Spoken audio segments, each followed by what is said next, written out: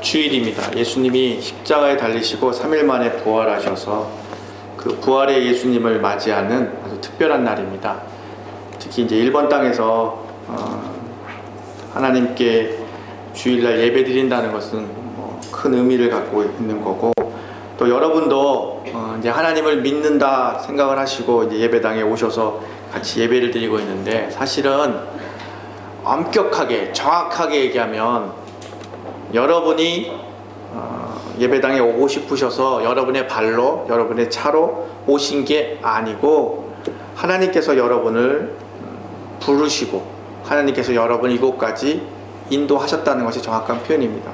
그 말은 우리가 하나님을 믿는 것이 사실은 아니죠.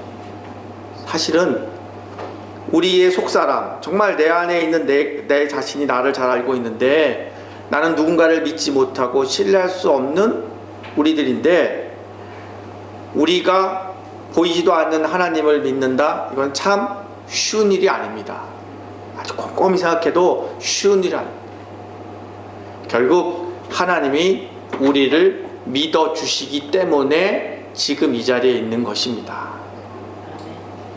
은혜라는 거죠. 은혜라는 거죠.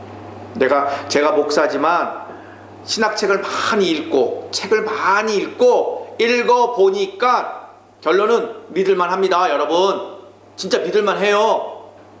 이건 아니라는 거죠. 이건 그럴 수 없습니다. 없습니다. 어떻게 책을 많이 읽고 제가 그래도 아람어로 원전을 읽어보니까 그게 맞는 것 같아요. 이런 게 어디 있습니까? 그건 아닙니다. 제가 정말 약하고 악하여서 정말 악하고 약한 먼지 같은 저 자신의 실존을 발견하고, 이 무익한 이 먼지 같은 이 죄인이 죽었어야 되는데 저 대신에 하나님의 아들이 대신 돌아가시고 그 은혜로 제가 지금 여기 살고 있습니다.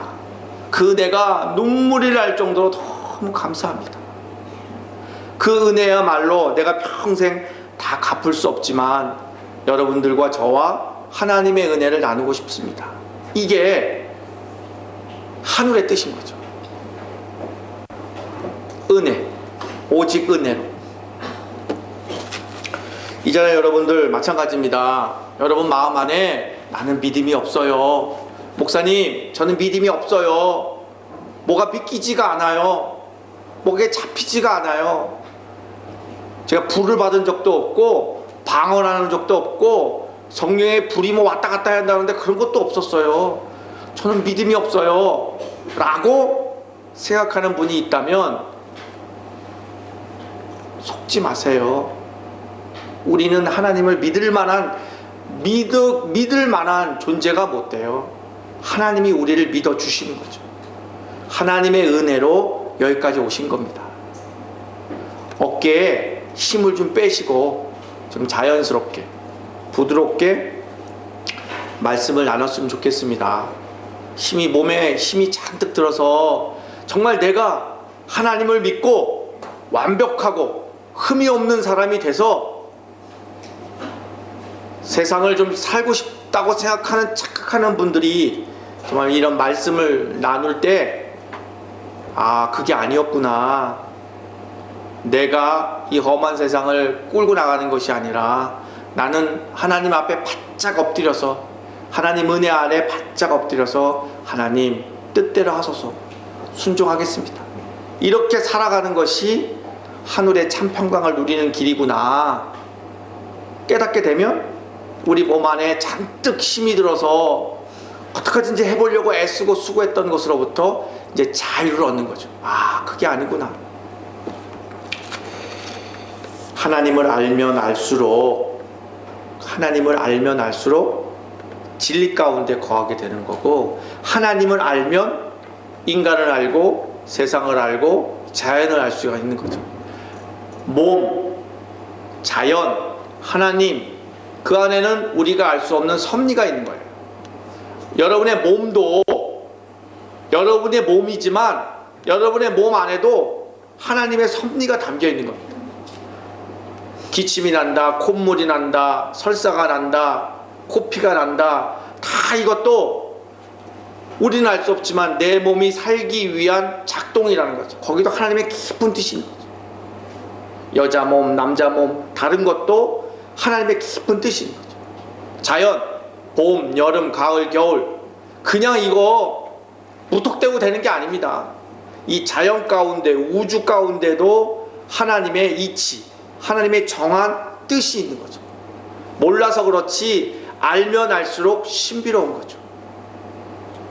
하나님의 섭리, 하나님의 마음, 이것 또한 한계를 갖고 있는 우리들에게는 알 수 없지만 4차원 영적인 이신 하나님의 그 깊고도 깊은 마음을 알면 보이기 시작합니다.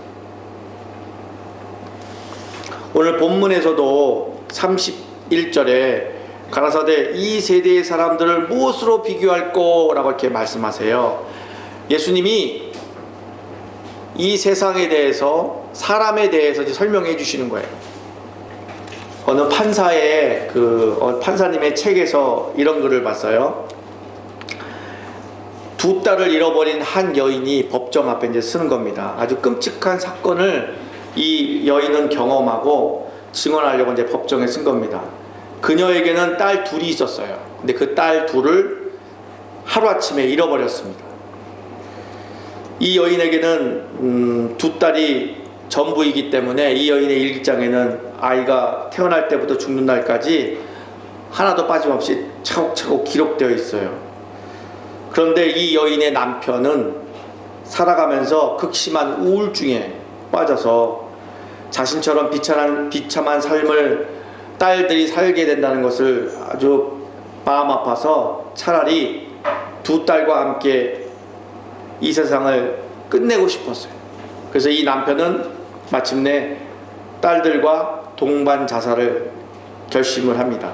남편은 아내 모르게 6살, 4살 난 두 딸과 함께 우유 안에 독국물을 담고 같이 마십니다.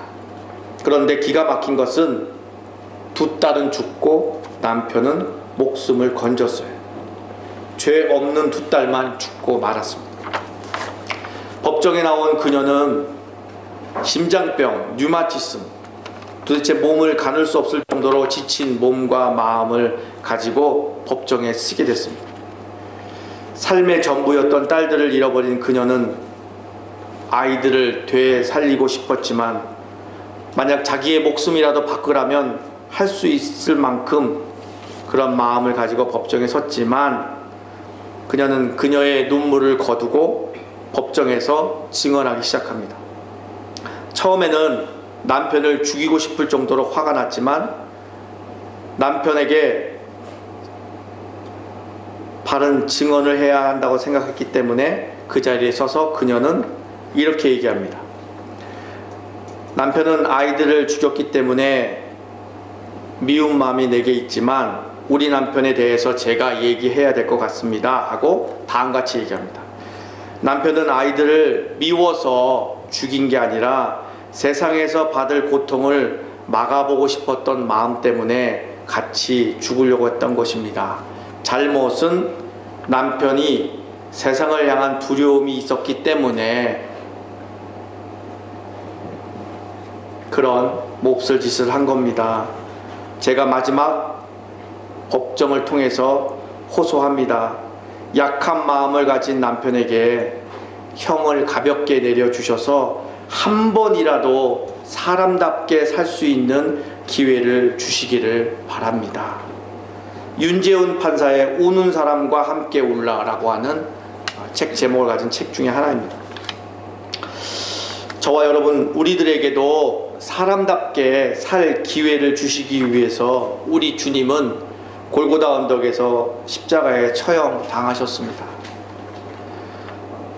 저에게도 소원이 있습니다. 단 하루라도 하나님의 은혜, 부모의 은혜, 성도들의 은혜에 보고나며 정말 사람답게 살 수 있는 단 하루라도 살았으면 좋겠다라는 마음에 소원이 있습니다. 오늘 이렇게 하나님의 말씀을 나눌 때 이 하나님의 말씀을 나누는 것을 통해서 여러분들에게도 사람답게 살 수 있는 그런 기회를 잡는 귀한 은혜의 시간 되시기를 간절히 바랍니다. 오늘은 예수님의 비유 세 번째 말씀이에요. 여러분 그거 아십니까? 사람에게는 다 말할 수 없는 고뇌가 있다는 걸 여러분 아세요? 여러분을 낳아주신 부모님에게도 자녀인 여러분들이 알 수 없는, 말할 수 없는 고뇌를 아마 가지고 계셨을 겁니다. 아마 남편도 아내에게 말할 수 없는 고뇌를 가지고 있습니다. 그게 잘못된 비밀이 아니라 아내를 위해서 도저히 말할 수 없는 고뇌를 가지고 있고, 말해도 이해할 수 없고, 오늘 이 본문을 통해서 예수님도 우리들에게 말할 수 없는 고뇌를 가지시고 직접 얘기하지 않으시고 빗대어서 비유로 말씀하고 계십니다. 그게 바로 비유의 말씀입니다. 귀 있는 자는 들을지어다 라고 말씀하신 것처럼 정말 이 진리의 말씀, 비유의 말씀을 깊이 깨달으면 우리가 이 험한 세상을 살아가는데 쉼을 얻을 수 있다고 저는 확신을 합니다. 많은 사람들이 세상을 살면서 이런 얘기들을 하죠. 큰일 났어요. 어머니 큰일 났어요. 다 큰일 났어요. 입버릇처럼 많은 사람들이 큰일 났어요. 큰일 났어요. 우린 다 망했어요. 이제 다 큰일 났어요. 이렇게 얘기합니다. 하나님의 은혜로 살고 있는 저희들에게 정말 큰일 났어요. 큰일 났어요. 심장이 뛰고 간이 쪼그라드는 그 정말 큰일이 났다고 하는 그 고백이 맞을까요? 틀릴까요? 오늘 본문에 나와 있는 32절 아이들이 이렇게 표현하시잖아요. 아이들이라고 굳이 표현하신 그 반대의 사람들이 있죠. 바리새인과 서기관들을 얘기하시는 거죠. 그리고 32절 비유는 이렇게 나오죠. 아이들이 피리를 불어도 춤을 추지 않는 거예요. 그리고 춤을 추지 않으니까 놀이를 다시 바꾼 겁니다. 그래서 장례식 놀이를 하는 거죠. 장례식 놀이를 해서 아이들이 막 우는 신용을 합니다. 그래도 아이들은 울지를 않아요. 그게 비유의 전부예요. 이 비유를 가지고 많은 분들이 이렇게 오해를 하죠. 예수님이 세상에 오셨어요. 근데 세상에 오신 예수님을 바라보고 반응이 없다는 거죠. 춤도 추지 않고 울지도 않고 무반응이라는 거죠. 무감각하다는 거죠. 그렇게 얘기해요. 아닙니다. 아닙니다. 하나님은 우리들이, 인간들이 죄성을 갖고 있어서 예수님이 와도 예수님을 알아볼 수 없다는 것을 이미 알고 계셨습니다. 그렇기 때문에 하나님의 은혜를 받지 않고서는, 하나님이 도와주시지 않으면 예수를 알 수가 없습니다. 그래서 그 말씀은 아닙니다. 32절, 33절, 34절, 35절 안에는 더 깊은 내용이 있습니다. 여러분 생각을 해보세요. 예수님의 비유 말씀 중에서 반석 위에 지은 집, 모래 위에 지은 집이 있지 않습니까? 집은 우리가 지금 여기 앞에 예쁜 집을 졌지만 집을 다 짓고 보면 기초를 볼 수가 없어요. 집을 보고 어떻게 기초를 봐요? 저렇게 집이 있으면 저 집이 모래 위에 지었는지 반석 위에 지었는지 바깥에서 봐서는 모르는 거예요. 속을 다 볼 줄 아는 사람만이 알 수 있는 거죠. 하나님이 반석 위에 지은 집, 모래 위에 지은 집 이렇게 얘기하잖아요. 다른 사람들은 그냥 넘어갈 수 있지만 하나님은 우리의 속마음을 다 알고 계시잖아요. 설령 우리를 낳아주신 부모님도 자식이 부모를 속일 수가 없잖아요. 부모는 자식들의 눈빛과 행동, 말투만 봐도 걱정이 많구나, 내 자식 너무 힘들겠구나. 아무리 부모 앞에서 싱글싱글 웃어도 부모를 속일 수가 없잖아요. 부모는 다 알잖아요. 내 자식 너무 마음이 아프겠다, 너무 힘들겠다. 돌아서서 또 부모는 우시잖아요. 하나님도 마찬가지입니다. 하나님도 마찬가지라는 거죠. 진짜 우리 속마음, 여러분의 진짜 속마음, 내 안에 있는 속사람, 악하고 약한 본질을 갖고 있는 우리들, 사람이 아닌 것처럼 생각을 하지만 극한 어려움에 겪으면, 고난이라는 일들을 겪으면 본인 스스로가 내가 누구인지를 알게 되잖아요. 아, 내가 정말 괜찮은 사람으로 생각했는데 이렇게 악하고 약하구나. 설교자도 마찬가지예요. 설교자도 뭐가 힘드냐면, 설교할 때 가장 설교를 잘 들어야 될 사람이 설교자잖아요. 그런데도 설교자가 힘든 이유는 딱 한 가지. 설교자가 왜 힘드냐? 성도들이 졸거나 딴 생각하거나 딴청하거나 그것 때문에 힘든 게 아니에요. 딱 한 가지죠. 설교자 자신 때문에 그런 거죠.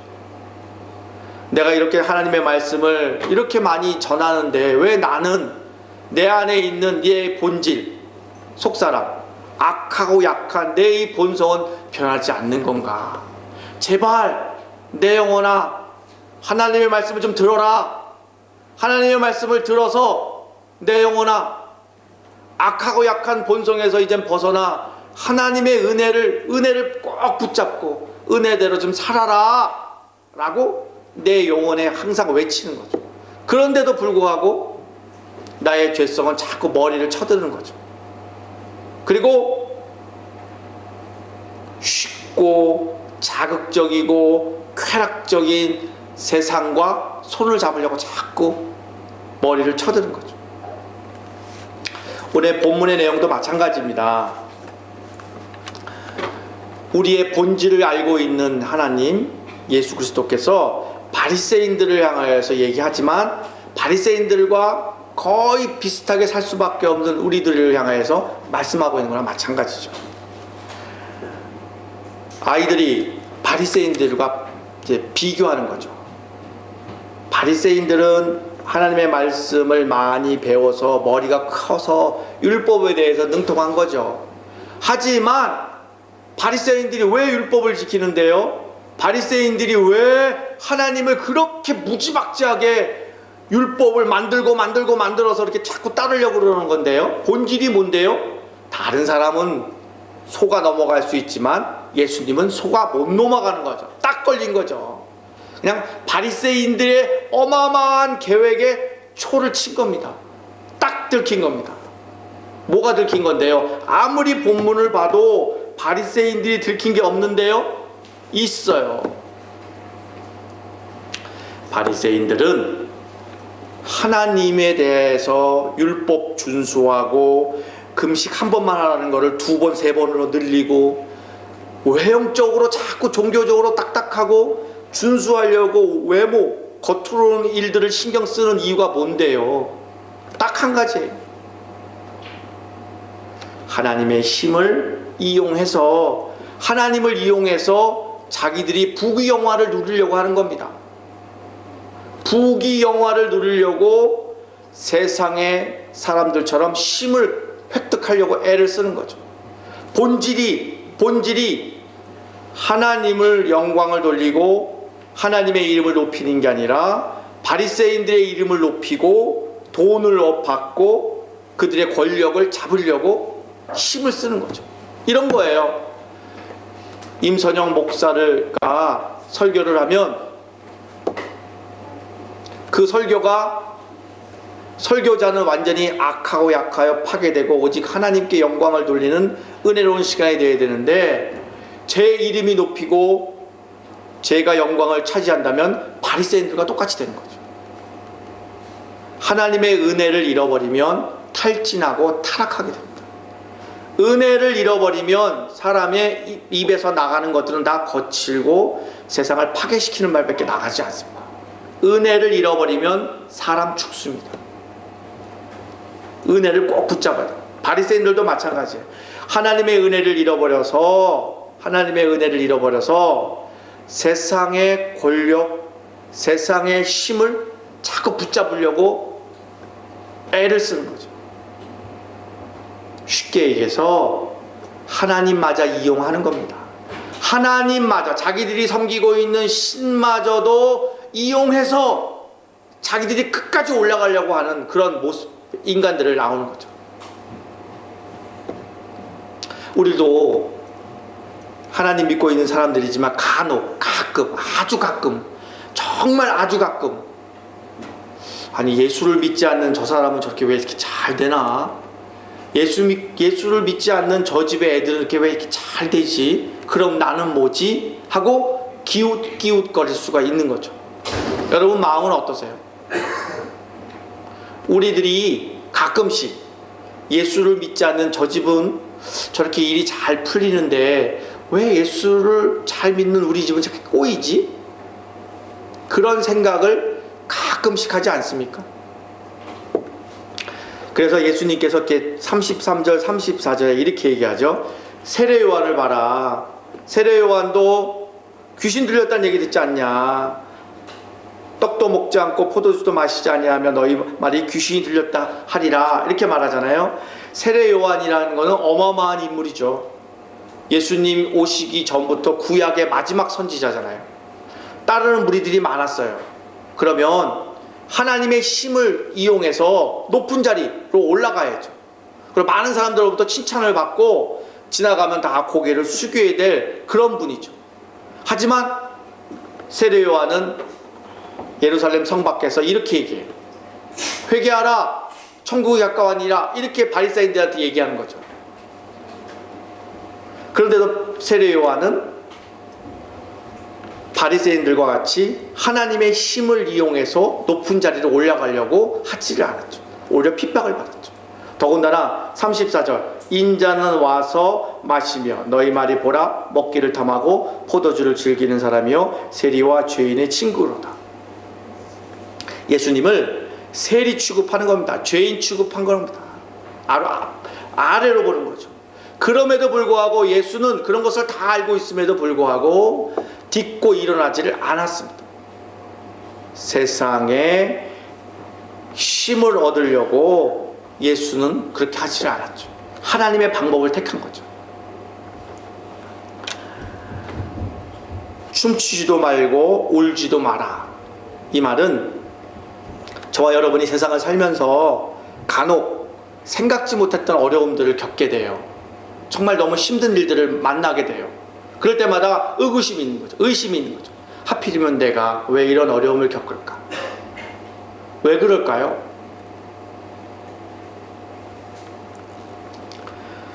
죽으심을 다하여 하나님을 찾게 하시고 하나님의 은혜를 경험하게 해서 하나님의 은혜로 세상을 살아갈 수 있게끔 우리를 만드시는 거죠. 그게 뭔 말인데요? 35절 지혜는 자기의 모든 자녀로 인하여 옳다함을 얻느니라 이렇게 말씀하셨어요.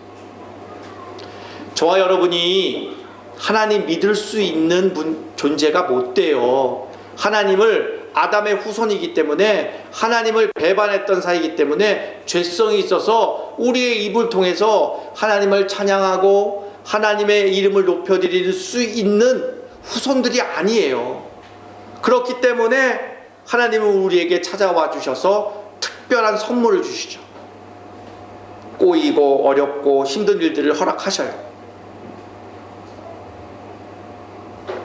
어렵고 힘들고 정말 고난이 찾아올 때 울지도 마시고 거기에 요동치지 말라는 거예요.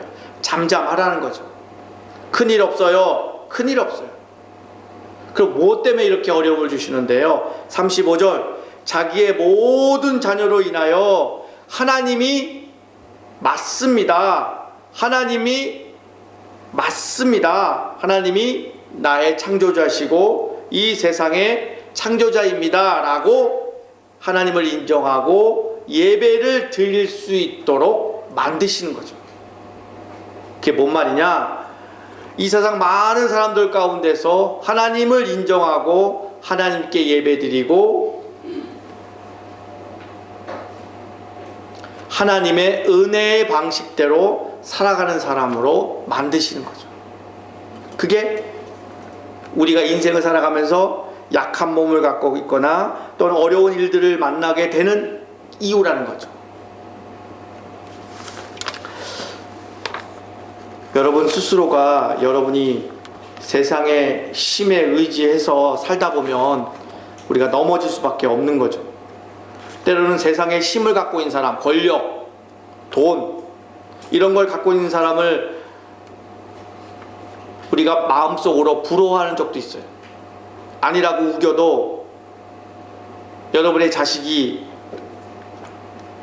학교에서 목에 메달을 따가오면 우리의 어깨가 좀 우쭐대잖아요. 힘에 놀리. 우리는 하나님의 말씀을 들으면 아니라고 자꾸 부인하지만 우리 안에는 아직도 미성숙하고 아침 저녁으로 바뀌는 마음을 갖고 있고, 그리고 아직도 우리는 버리지 못한 욕심 속에서 나밖에 모르는 진짜 나를 가지고 있죠. 그래서 오늘 이 비유의 말씀을 통해서 예수는 고발하는 겁니다. 고발하는 이유는 딱 한 가지예요. 나는 죄인이구나. 네 죄인 때문에 하나님의 아들이 돌아가셨구나. 그 아들을 죽이신 하나님의 은혜로 내가 살아야 되겠구나. 그거를 정확히 깨닫게 하기 위해서, 정확한 복음의 이해를 위해서 오늘 이 비유의 말씀을 하시는 거죠. 이거를 직접적으로 말씀 못하시고 빗대어서 말씀하시는 예수의 마음을 오늘 이 아침에 우리는 깊이 깨달아야 합니다. 비유의 내용보다도 이 비유를 빗대어서 돌려서 말씀할 수밖에 없는 예수의 마음을 우리는 알아야 합니다. 제가 잘 알고 있는 어떤 분이 토요일날 저한테 문자를 주셨어요. 자존심이 좀 강하시고 다른 사람들한테 약한 모습을 보이기를 싫어하는 분이세요. 근데 이분은 요즘 아주 어려운 고난 가운데 있어요. 만약 이분이 하나님이 없었더라면 인생을 포기할 수밖에 없는 극한 어려움 속에 있어요. 근데 그분이 이렇게 문자를 주셨어요. 이분은 계속 인터넷을 통해서 설교 듣고 또 H스토리를 통해서 말씀을 나누는 분이세요. 이렇게 얘기합니다. 먼지 같은 존재임을 알게 하셔서 감사드립니다. 창조 때부터 내가 여기에 이렇게 있게 하심을, 하나님이 계획 안에 있음을 알게 하시니 감사합니다. 고난이 뭔가 잘못을 해서 죄의 결과가 아니고 하나님의 오래된 계획 가운데 있었다는 것을 알게 되시니 감사하다는 거죠. 오늘 아침 가족과 예배 드릴 때 지금까지 왜 내가 하나님 나라를 잃어버렸는지 알게 되어서 하나님을 모르고 살았다는 것을 깨닫게 돼서 감사드려요. 그분의 뜻 가운데 있으니 모든 것이 감사하다는 것으로 깨닫게 해서 감사드려요. 이렇게 빛이, 하나님의 말씀이 우리에게 들어와서, 내게 들어와서 내가 드러나고 나의 정체가 죄인임을, 아무것도 아님을 알게 하셔서 이것보다 더 감사할 일이 어디 있겠어요. 이렇게 저에게 보내주셨어요. 많은 사람들은 본인이 예수를 믿고 있기 때문에 좀 그럴싸하고 신사고 숙녀고 예수를 믿고 있는 나는 다른 사람들보다 뭐가 좀 다를 것처럼 착각하고 살아요. 그러다가 부부간에, 형제간에 부딪히면 본인에 대한 자괴감, 본인에 대한 실망 때문에 좌절이 돼요. 그래서 예수 믿는 나는 뭘까? 이렇게 스스로가 힘들게 살아요. 하지만 분명한 것은 우리의 정체, 진짜 모습은 악하고 약합니다. 그렇기 때문에 내 안에 예수의 말씀이 들어와서 내가 훌륭한 사람, 신사, 숙녀, 교양 있고 도덕이 있는 사람으로 싹 변하는 게 아닙니다.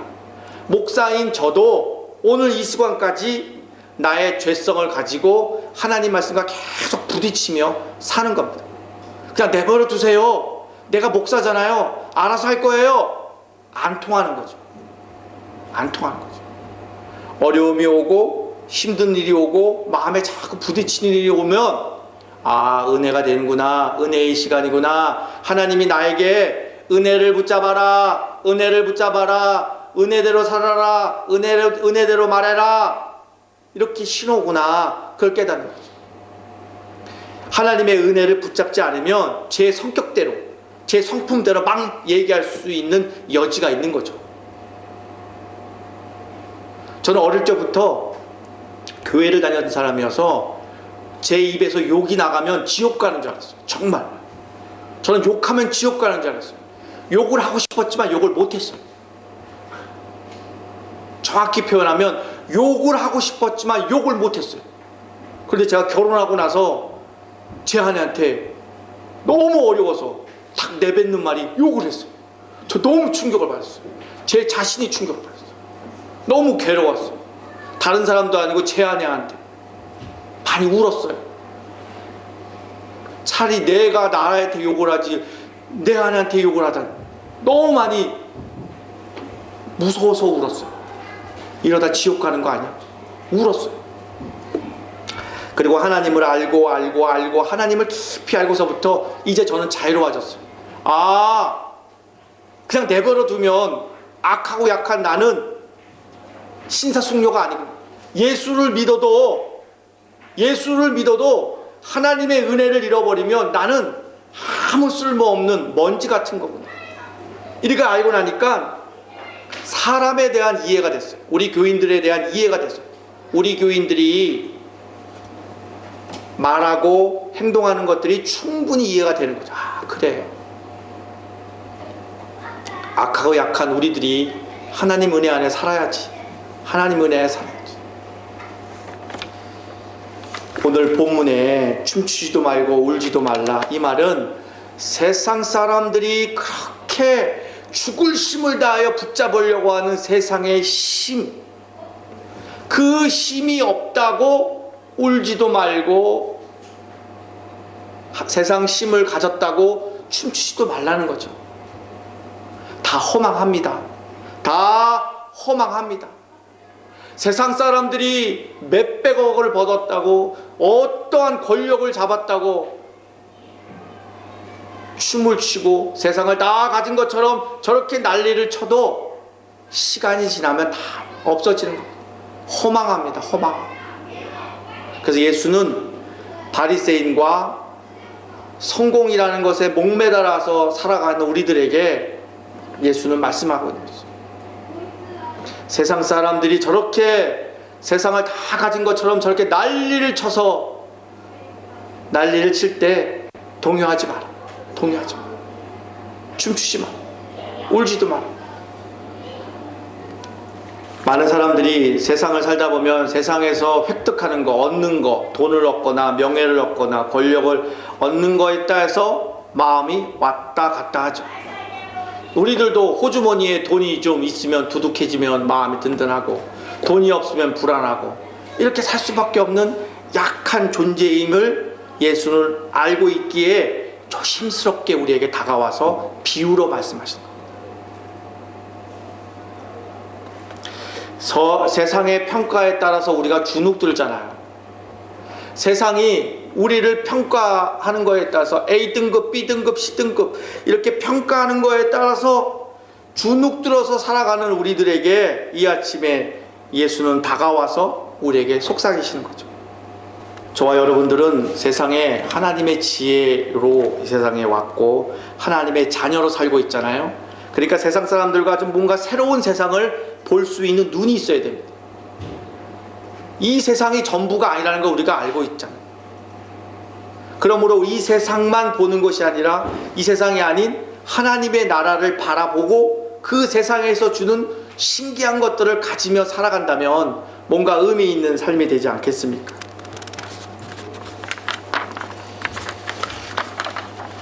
여러분이 잘 알고 있는 타이타닉이라는 배가 있잖아요. 세계에서 아주 최고의 유람선이잖아요. 그 유람선이 빙산을 들이받고 박살이 냈잖아요. 박살나기 전에 그 배 위에는 현란한 재즈의 음악이 막 흐르고 사람들이 흥겨운 파티가 있었어요. 그런데 타이타닉호가 빙산에 부딪혀서 산산조각이 나자 차디찬 바다 아래로 침몰하는 그 순간 그 배 위에서는 세상 사람들의 욕망을 자극하는 쾌락적인 음악들은 다 떠나고 내 주를 가까이 함이라는 찬송가가 흘러나왔다고 합니다. 이 세상, 우리의 인생도 그런 거 아니겠습니까? 많은 사람들이 이 세상의 힘을 쫓고 추구하고 획득하고 경쟁하고 거기서 경쟁에서 탈락하면 인생이 실패한 것처럼 초라하게 살고 있습니다. 우리들도 그런 경쟁 속에서, 치열한 경쟁 속에서 우리도 살고 있습니다. 내 자식이 그 경쟁에 떨어지면 당장 망할 것 같이 큰일이라고 자꾸 얘기를 합니다. 하지만 하나님은 우리에게 간곡히 얘기합니다. 세상의 파티에 즐기면서 세상과 함께 피리를 불며 노래하며 하나님을 점점 잃어가고 있는 이 시대에 살고 있는 우리들에게 하나님께서 타이타닉이 박살이 나서 하나님을 찬양하고 하나님을 찾던 그 순간을 만드신 것처럼 저와 여러분도 하나님을 찾고 하나님을 예배드리고 하나님을 인정하는 신비로운 사람으로 만드시려고 큰일이 났어요, 큰일이 났어요 라고 말하는 것처럼 조금 잠깐 어려움을 주시는 겁니다. 그 잠깐 허락하신 그 어려움 뒤에는 무엇이 있다는 것을 우리가 알고 있기 때문에 우리는 느긋한 겁니다. 느긋한 겁니다. 제가 옛날에 섬겼던 교회에서 이런 설교를 하면 많은 사람들이 저한테 와서 이렇게 얘기합니다. 아니, 젊은 사람이 뭘 믿고 저렇게 자신감 있게, 뭘 믿고 이렇게 자신감 있게 당당하게 얘기하는 거예요. 그래서 제가 섬겼던 목사님이 저랑 임시가 똑같았어요.